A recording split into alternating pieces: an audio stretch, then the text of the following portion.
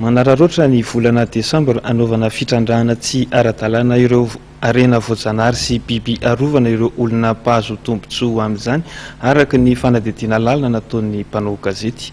Manatanteraka atrikasa mandritry ny 2 andro etsy Anosy, andinihana ny paikady entina ampiaina ny singa manamora ny fitrandrahana tsy ara-dalàna ny arena voajanahary ireo mpisehatra rehetra voakasika amin'izany. Fanadidina avy hatrany. Manararoatra ny volana Desambra anaovana fandrobana ny ara-pireneny, indrindra fa ny andrameny ireo mpahazo tombotsoa amin'izany araka ny fanadidina lalina nataon'ny mpanao gazety misehatra amin'ny fiarovana ny tontolo iainana. Eo zany no somary malefaka ny fanaraha-maso ataon'ny mpitandro filaminana izay variana amin'ny zavatra hafa. Ny faharoa koa dia ao anatin'ny fotoana io tena ilain'ny mpanao trafika vola, ary misy zavatra tsy fantatritsika fa ao anatin'io trafika io misy an'ireny efa commande efa lasa ireny, lasa mialoha dia ao anatin'io faran'ny Desambra io no tena ataontsika tsy maintsy manao régularisation amin'ny entana angambany ireo mpanao an'izany. Andramena ny tena tiako resahana amin'izany, fa tsy ny Desambra ihany koa fa ny volana Jiona ihany koa no tena miakatra be. Atolotra tsy ho ela amin'ny CITES ilay paikady nasionaly entina hitantanana ny andramena. Raha toa ka isan'ireo nakana hevitra mikasika ny famolavolany paikady ity ny Alonso Vargas tany am-Pandohana dia mahatsiaro volika ihany izy ireo tamin'ny famolavolana ny paikady amin'ny endriny tena izy. Aloha hevitra nodinian'ireo mpiatsehatra voakasika amin'ny ady atao amin'ny fitrandrana tsy ara-dalàna ny pirenena androany mandritra ny atrikasa mandritra 2 andro eto Anosy ny makasika ny fitadiavana fomba andrarana ny fafana ireo mpanao ratsy manao ity asa ratsy ity.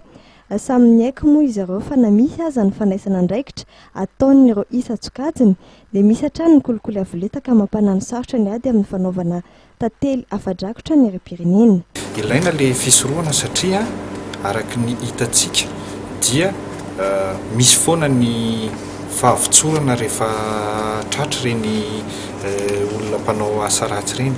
Indraindray tsy araka ny eritreretana azy ny didy avoaka amin'izy ireny, ka noho izany zany ny tsy ahafahan'izy ireo manao le asa mihitsy no jerevana. Zay le filozofia le principe moa zany an'le fisorohana tsy afaka hanao an'le asa ratsy mihitsy izy ireo. Ka noho izany zany ireo mpizaika dia hieritreritra karazam-panontaniana anankiefatra farafahakeliny hoe ahoana ny fomba tsy azon'ireo olon'ireo an'le zavatra tsy ritiny aloha.